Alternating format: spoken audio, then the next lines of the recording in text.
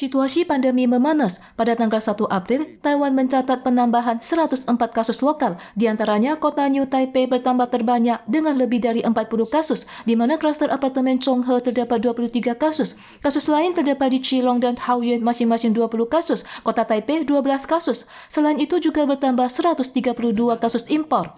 Sejak merebaknya kasus kluster di kedai makanan Keelung, total setidaknya 111 orang telah terdiagnosis corona. Kepolisian Keelung kembali mengadakan inspeksi di kedai makanan yang menyediakan pelayanan karaoke pada Kamis malam untuk memastikan penerapan sistem nama asli.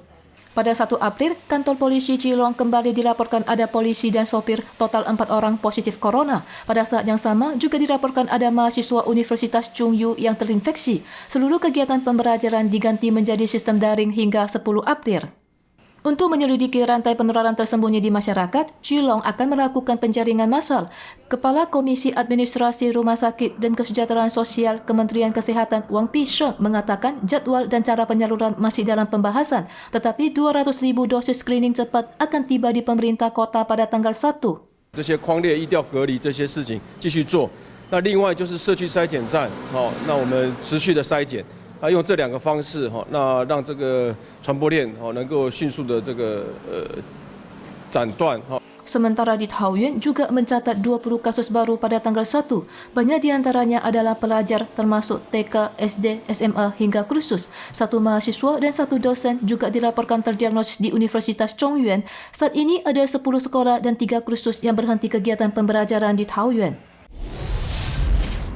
Masa udara dingin tiba pada 1 April. Biro Cuaca Pusat CWB mengeluarkan peringatan angin kuat mengingatkan kawasan Tainan ke utara, belahan timur, Jinmen dan Penghu untuk memerhatikan hembusan angin kuat berkekuatan 9 hingga 11.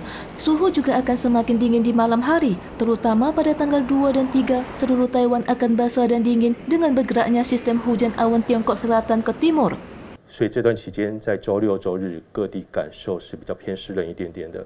CWB mengingatkan suhu akan terasa dingin hingga 14 derajat Celcius di kawasan utara, 16 hingga 17 derajat di kawasan timur dan selatan. Suhu akan kembali menghangat dan kering pada tanggal 4 hingga 5. Pakar meteorologi mengatakan kabut tebal akan muncul di tanggal 6 pagi dan sore di kawasan timur.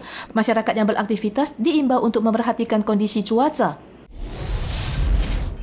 Kota Kaohsiung mengalami pemadaman air dan listrik pada 1 April. Pemadaman listrik di distrik Xiaokeng yang berimbas pada hampir 2.000 rumah ini disebabkan tupai yang menyentuh kabel bertekanan tinggi. Listrik berhasil dipulihkan setelah 40 menit. Selain kejadian mati listrik di distrik Xiaokang, distrik Kangshan di Kaohsiung juga mengalami penghentian air.